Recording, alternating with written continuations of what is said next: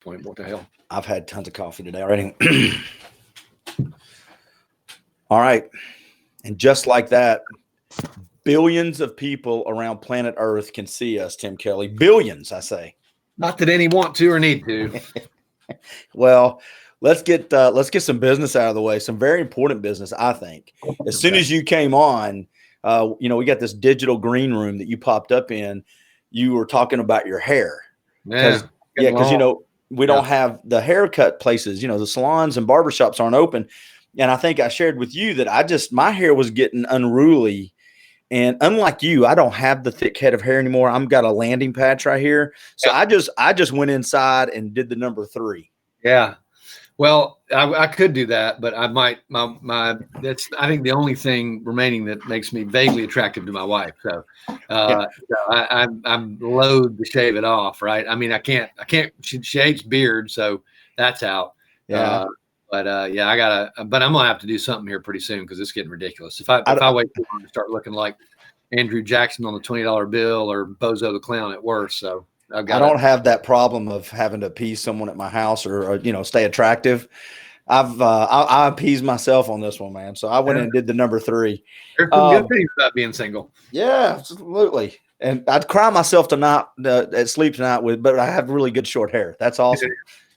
All right, so hey, let's catch up a little bit. And we'll start off with some lighthearted stuff. How is quarantine life? I see you at work.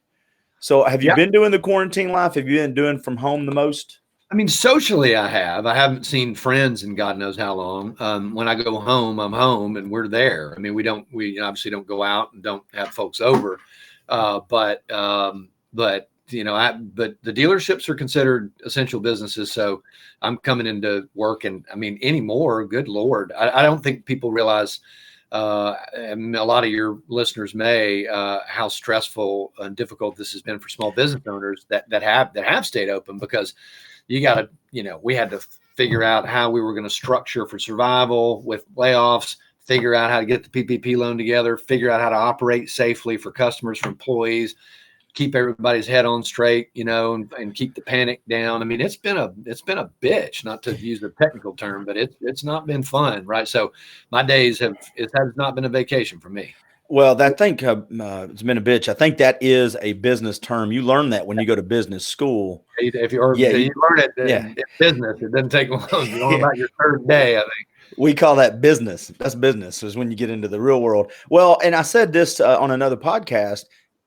Of course, I think people are finding that there's pockets of time that they've never had. Like Rich Mazingo was on. He goes, man, I'm finding that 2:00 in the afternoon, I may have a window that I've never had before, but I'm working at 10:00 at night, which I didn't used to do as much.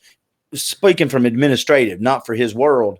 But I said this to somebody, business owners are working harder than ever, even if they're the non-essentials, even if their business has been shut down or they can't go in, they're working harder than ever to keep it still up.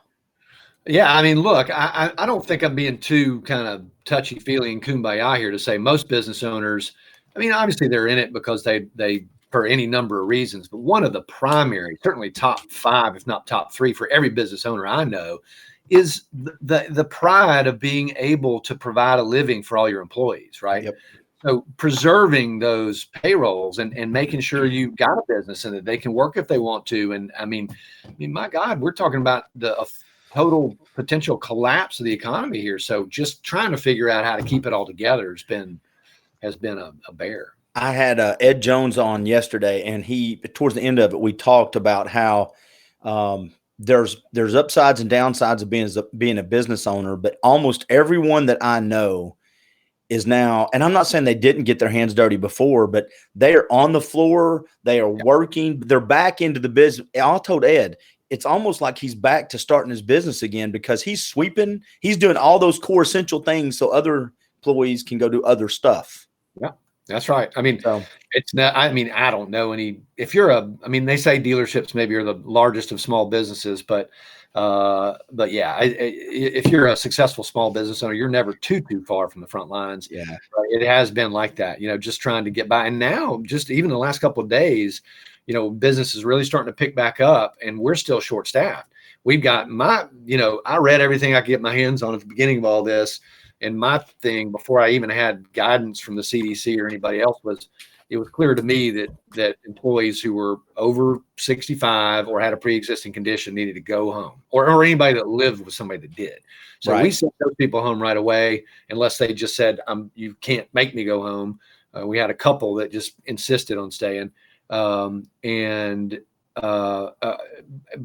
those folks probably still shouldn't come back, right? Right. I mean, one of the things that I don't understand through all this is why we haven't been more vocal and more intentional about isolating those people, because they are where most of these cases for this disease are going to be mild or asymptomatic. Those people are at a decided risk, and treating everybody just like they're equally vulnerable is just wrong. And so I say all that to say, I don't expect those people back, anytime real soon. So we're going to be short staffed for a while, and it's going to be tough. Well, the flip side of that is, and I want to get into the business part of it with you, because just so viewers who may be tuning in and don't know, you're the owner of the Chattanooga Football Club, Chattanooga. An owner. You're an owner. I apologize. You're also an owner, and I'll get it right now, man. Chattanooga Brewing. Did I get that correct, sir? And Kelly Subaru. So, and you have other things. Yeah. And Southern Honda. So Southern Honda has been. Oh, that's right. Has been going. I mean, their business is actually up through this. And it's right here, Southern Honda, but I write like a doctor. So I just thought I needed penicillin. So that's my fault. I got my shirt on today. Yeah. Well, the reason I said that is you're approaching it from multiple angles with multiple situations, and I've said this the other day. We need a little bit of perspective too, because Facebook and social media has made everybody so judgmental. There are 45-year-olds out there with pre-existing conditions that you may not see that look healthy, but if they've got diabetes, or if they've got an immune suppressed issue, then guess what? You can't judge every book by the cover, and that's where I think what you said is important. Right. If you're above 65. I'm okay with people just saying, no, you can't be part of it right now. You can't come back. Yeah. You just can't. Yeah. I've seen a number of your posts too. Now that we've got your credentials out of the way, before we get into the payroll stuff about testing. And I thought your opinion on this is really valid. And I don't have to agree with everything, but the random testing, I think you're right, is the key. And you're not the alone voice in that. No, I mean, and it's been since the very beginning, the best models. And there's some really great Harvard Business School article out of studying outcomes in different regions of Italy.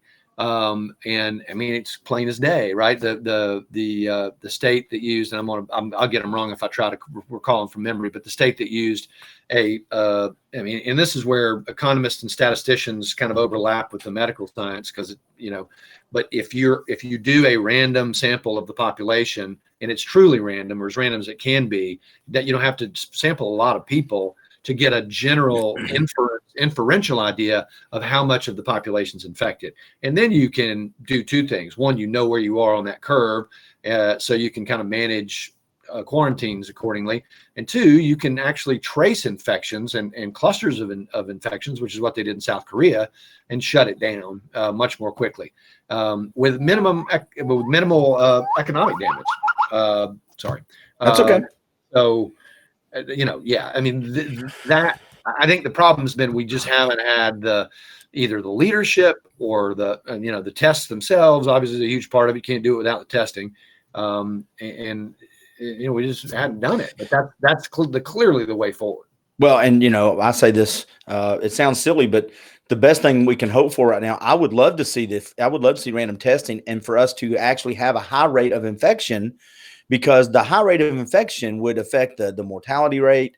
It would also affect the herd the herd immunity. How close we are to it, because we're not close. But like you and other folks, I think we've had this around a lot longer. It's been around longer since January. It's not been just January. I think we've had this with us for quite a while, and I think testing would kind of prove that. But I'm like everybody else. Because I've got a Facebook page, I'm a professional and expert in politics, viruses, and the Constitution. Well, again, I try not to just proffer opinions out of thin air. Facebook for me is kind of a personal magazine, and what I try to do is post opinions from experts. I'm not an expert. I'm not a doctor or an epidemiologist. I could probably disguise myself as a statistician and get away with it for a little while from business school, but that's all I'm trying to do is find the best opinions, and a lot of times just what I'm trying to do is make people think. is all too rare these days, and look at it from the other side of things.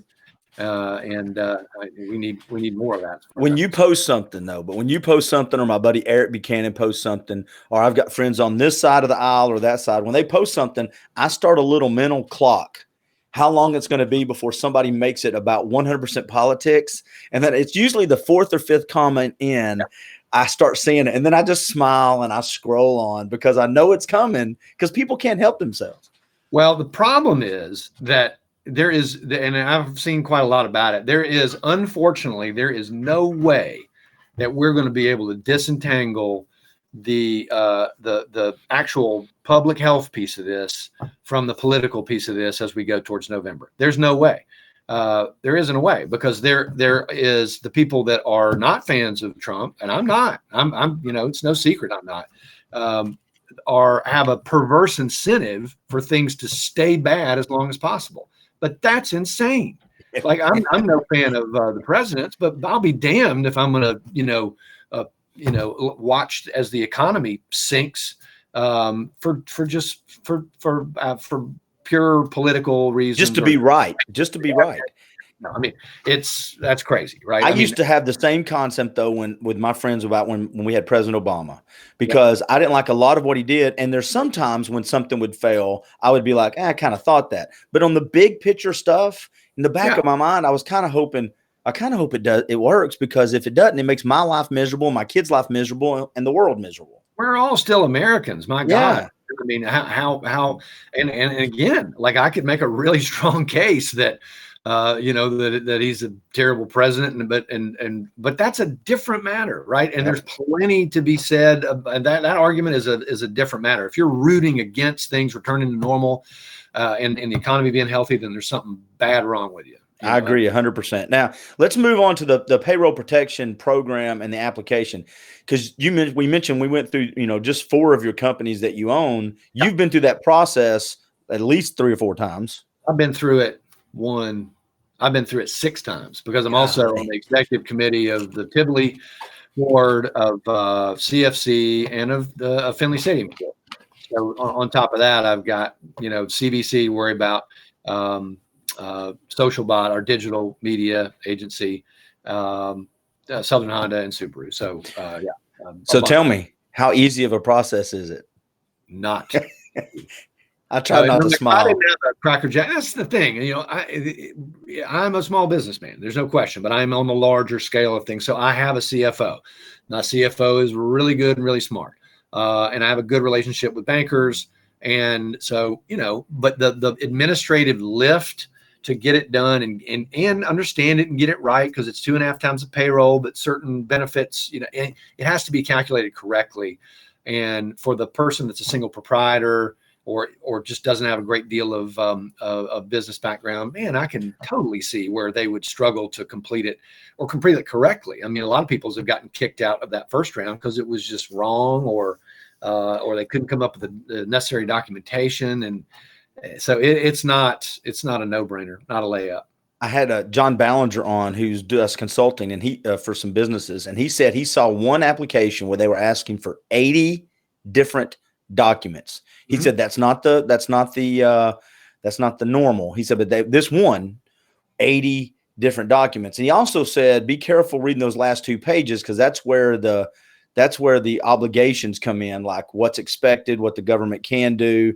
And so anyway, I thought I would ask you, because you've actually done the process. Have you received the money? We have for 2 of the organizations, for Subaru and for Honda, and I believe we got it for for SocialBot. I think those came through. CFC's as of this writing did not. The breweries did not, and I think the Tivoli's did, and Finley's did not. So I mean, I think the ones that didn't will come through on this next round, right? But thank God all are in okay places in terms of cash position, that they'll be okay, provided that it does come through, and I have no reason to believe it won't. And also provided the economy opens back up a little bit, sooner rather than later.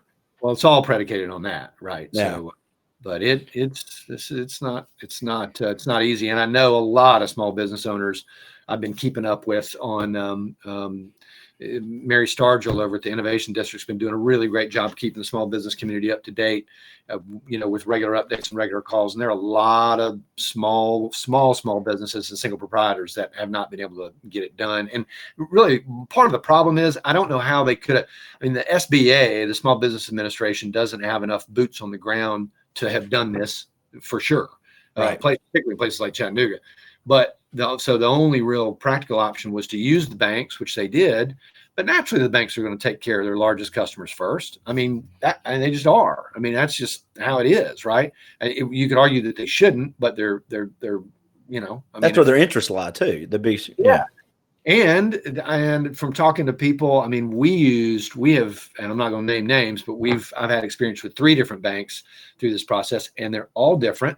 I have to assume, I don't know, but I think it's safe to assume that they're on the hook for some degree of liability if they submit it incorrectly, or if there are, incorrect statements made. I mean, I, as the business owner, have to, you're facing criminal penalties if you knowingly falsify or misuse the fund. So but the bank's got to have some liability too, and they all have different degrees of comfort with what they're asking for and how they ask. So back to your point about documentation, it's bitch. The 2 things I will say is first, let me get this out of the way. Just if people wanting to know, I did not know this until the other day because someone messaged me when I posted something on my page.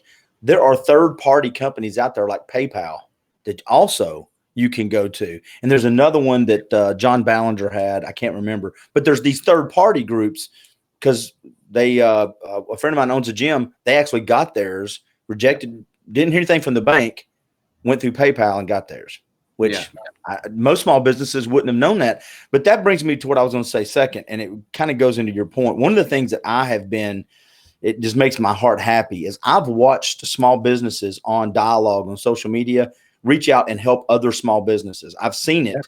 The community, the entrepreneur community, when this kind of stuff happens, they don't leave their fellow business owners out to dry. I've watched that.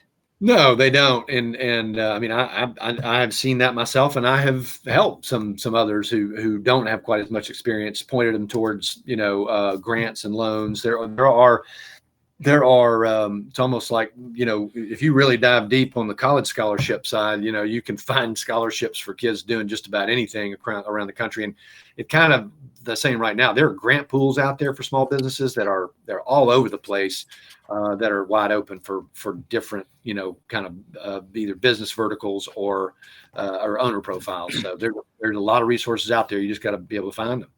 I said this the other day to somebody. Well, I think with me and Rich Mazingo on Marketing Mix Radio, we're talking whether it's a nonprofit, because I was talking with the Land Trust for Tennessee as well. So I had this conversation with at least Rich and them when I had them on 2 separate things. Whether it's a nonprofit or a business, I think when we come out of this, businesses will not only have changed, but they'll be stronger because I think they're learning how to do business, new ways, different ways. Focus on what's important. This online platform stuff where people are doing it more. I just think working inside a company is going to look a little different now moving forward. Well, I think you're right, Clint, and I think there's 2 sides to that. Really, one is it should allow businesses to become more productive. I guess the downside potentially is a lot of people have said they're, the next big business downturn that comes, businesses will come out the other side healthier. But what that means is they're going to have fewer employees, right? So a lot of the unemployment rate may tick back up because, like you've said, if you figure out how to operate with less people, you're probably going to operate with less people, right? So the downside may be higher unemployment, but businesses will be the ones that survive. Somebody just said in the chat, Chance Howard, that the ones that survive will be much stronger. There's no question. And I think you're going to see, to be fair, there are industries here where the other shoe hasn't quite dropped that are going to have massive shakeouts. I mean, I think, Chattanooga Brewing Company, everything I can tell about the craft brewing industry, it was overdue for a shakeout because there were too many people in it. But it's going to be bloody. I mean, there's going to be a high rate of failure in the restaurant business. The brewery business in particular is being hurt because all the margins in draft beer, and bars are closed, so you can't sell draft beer. When So we if you're come that back, smart, though, do you see this as an opportunity? When this starts coming back, I mean, you know how this works. Clint Powell owns a restaurant. I've had it for 10 years. I wasn't financially making great decisions, or I just couldn't survive the cash flow issues. I closed down. Tom or Sue wants to buy a restaurant. They come in and start it up. It's an opportunity, right? I'm reminded of two quotes. One, the concept of creative destruction, right, which is that classic. I think I can't remember what the economist. I can't call it off the top of my head, but that is the process of capitalistic progress, right? Somebody's got to perish in order for another one to grow stronger, and so that's just the nature of capitalism, right? The Yeah. other one is a famous Warren Buffett quote that you never know who's swimming naked till the tide goes out, and and you going into this, if I you like weren't that one better. yeah, if you weren't in good shape going into this, you damn sure ain't gonna be in good shape coming out of it. And so that's unfortunate but true. I Yeah. mean that. We've had a couple shout outs. Henry Lucan said he found his pretty easy. Larger banks, bank customers employ more as a general rule. Absolutely. If you add all the smaller businesses, like, the really small ones, they probably employ more, nationwide. There's no question. Like I Yeah. don't have any qualms with the way in which the administration went about. There's no way they could have done it outside without using the banks. I'm just saying there are some Right. inevitable kind of distortions there that are just going to come with the territory. Well, and I said this again to somebody.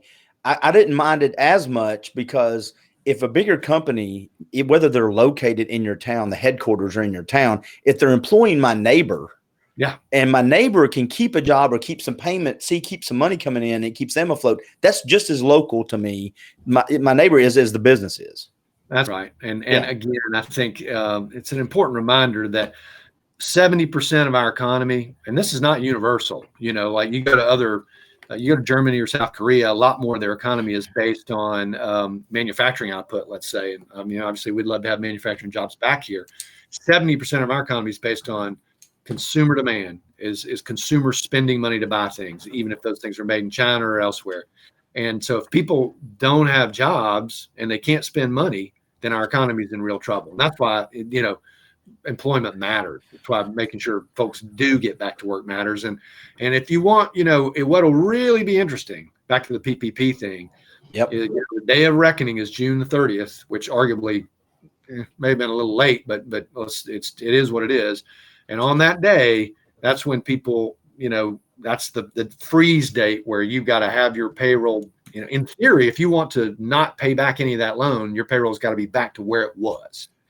But it doesn't have to be. If it's 90%, then you owe back 10%, right? Right. But we'll know. Other than that, it's forgiveness, right? Other than that, it's forgiveness. Yeah. But we will know on June the 30th. And so, every businessman will want to circle that on their calendar, and particularly every stock investor, because we'll know then, how much employment really and truly will return and how much ain't coming back.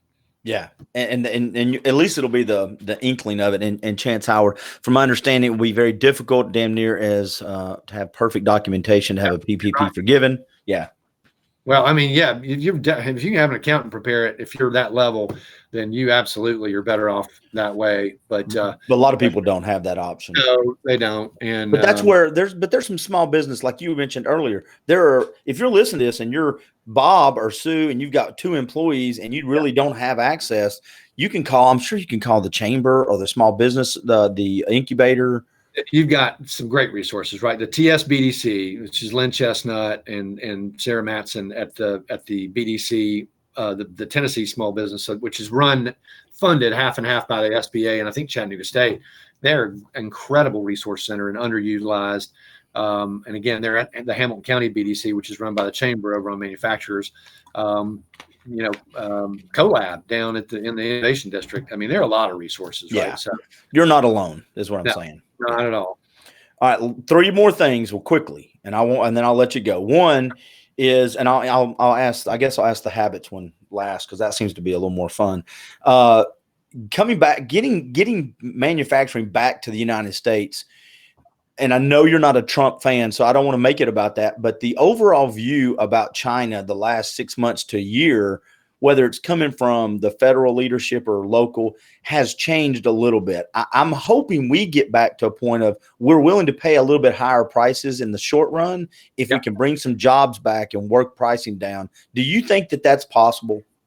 Yeah, I do. I mean, and I think, just to be clear, right? I mean, I completely support the one good thing about Trump's general personality and approach is he ain't afraid. And, and somebody definitely needed to take China on a lot of this stuff. Now, again, the willingness to take them on and the way in which he took them on are two different things, because I would have gone about it differently. But there's no question about it. I mean, the real question is how much more are people willing to pay for domestically made goods? And depressingly and unfortunately, history's shown time and time again that they ain't willing to pay much more at all. We'll say it. We say it all the time. Look on the bottoms that say made in China. Yeah. Meanwhile, there's 9 of them on your shelves. What I would really love is for Walmart to run an experiment and say, this half the store is made in America, this half the store is made in China. Go. Let's run it that way for a month and see what happens. Well, and let's do that too when we're out of this. Nobody likes China as far as the government, and not talking about the people, of course. But when we're out of this little bit of tiff with China, let's try it when things are air quote normal. Because I have a feeling if you did it now, you'd have one outcome, but 2 years from now, you'd probably have another.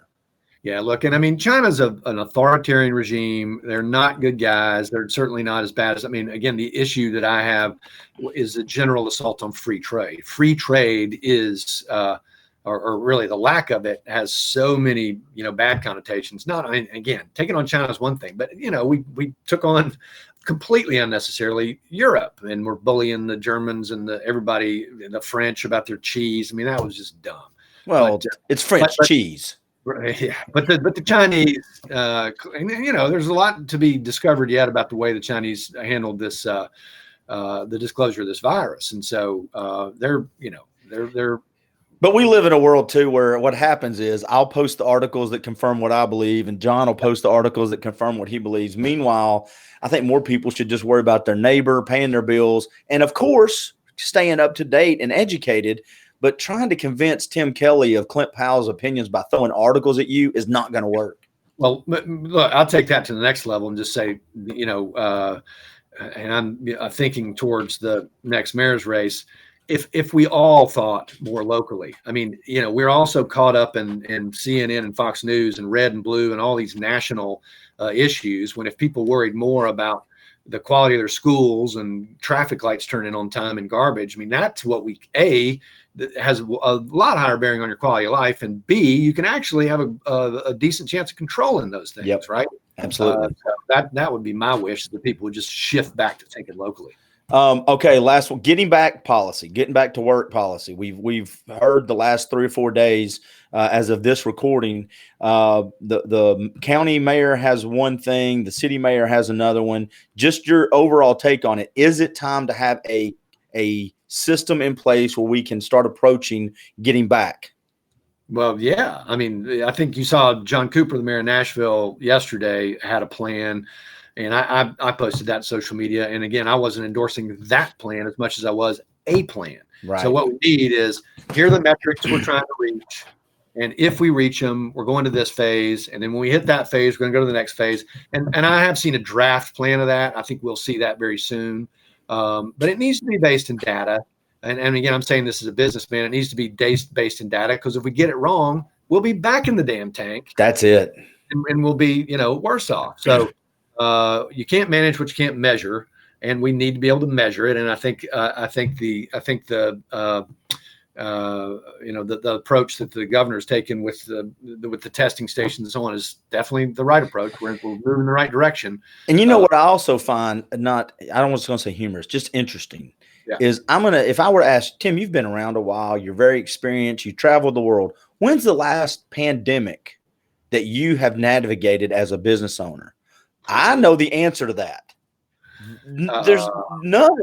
This is the first time Tim Kelly has been affected in any meaningful way by a pandemic. And for people to post, they know what they would do, is just we have too much time on our hands. No one, the smartest people in our country, have never dealt with something like this to this scale before. Period. Buddy, I couldn't, and I've said this too, right? I mean, I've got very decided pointed opinions about a number of things. But leadership is hard on a good day in, fair seas and flat water.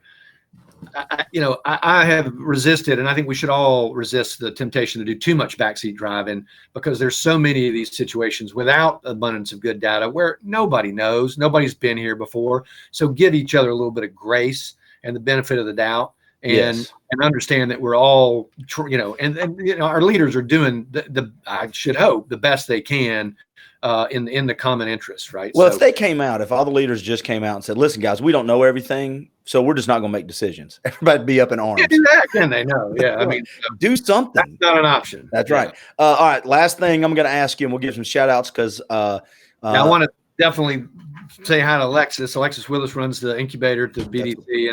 And as, if people get washed out of a job, the BDC is an asset that belongs to Hamilton County, is managed by the chamber and directly managed by Alexis.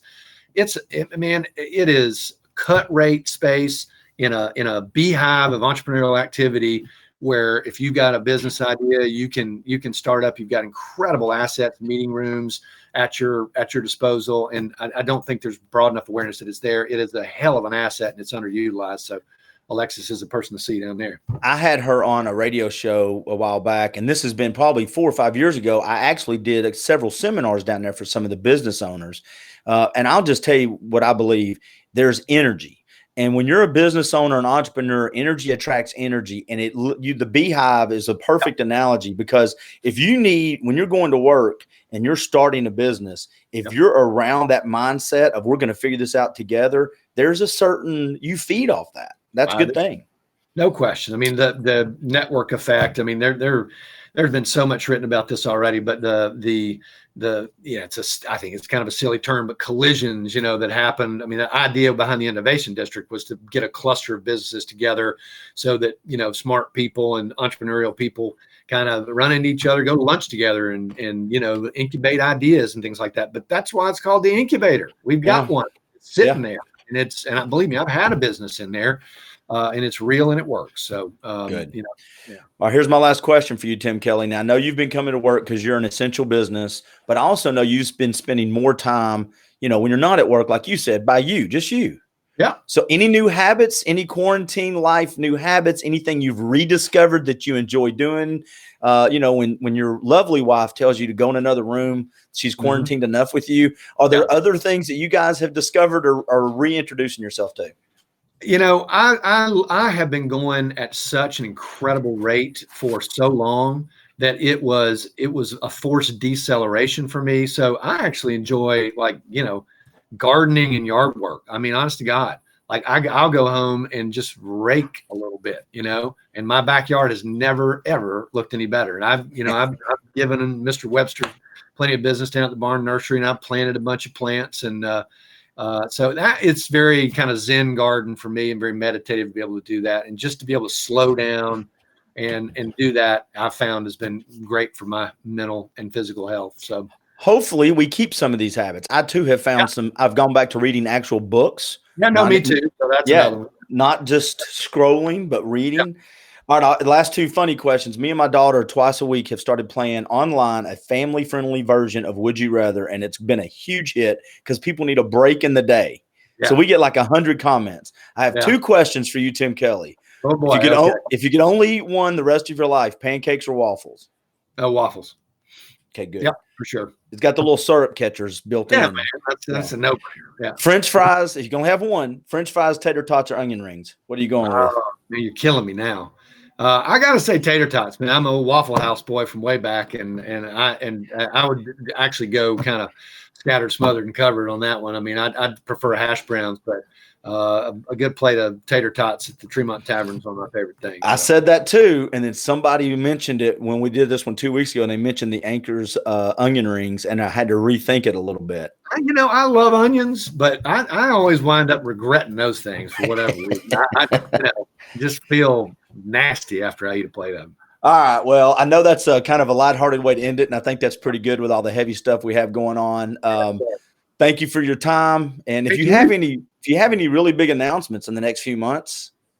Well, So we're working on it. Yeah, it'll be soon, right? I mean, obviously this whole thing is a very strange time for politics, and I mean, very frankly, it's inappropriate for people, I think, to be getting to political at a time like this. But yeah, we'll see. there'll be a time. There'll be a time for it.